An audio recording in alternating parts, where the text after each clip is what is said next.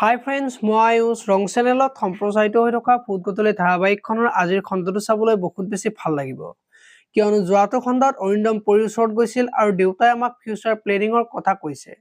তুমি বা কি কোৱা, মোৰ হ'লে ইচ্ছা নাই, তুমিতো জানাই মোৰ প্ৰব্লেমবোৰৰ কথা। তোমাক যদি দেউতাই কিবা কয় তেতিয়াহ'লে মই একো ভবা নাই বুলি দেউতাকক ক'বলৈ দিব।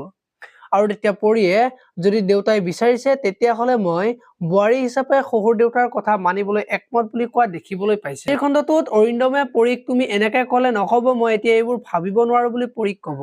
আৰু তেতিয়া পৰিয়ে তুমি যদি দেউতাৰ কথা ৰাখিব নোৱাৰা তেতিয়াহ'লে ময়ো কথাবোৰ নতুনকৈ ভাবিম বুলি অৰিন্দমক ক'ব।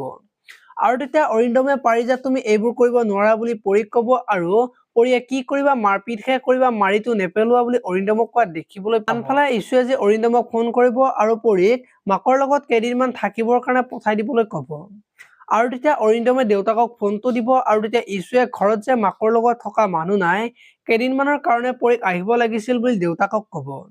এতিয়া বাৰু পৰিক যাবলৈ দিবনে, দেখিবলৈ পাব আজিৰ খণ্ডটোত। আপোনালোকে ফুটগতলি ধাৰাবাহিকখন চাই কেনেকুৱা পায় কমেণ্ট কৰি জনাব। আৰু যদি আপোনালোকে এতিয়ালৈকে চেনেলটো ছাবস্ক্ৰাইব কৰা নাই তেতিয়াহ'লে চেনেলটো ছাবস্ক্ৰাইব কৰি ভিডিঅ'টোত এটা লাইক কৰি দিব। ধন্যবাদ।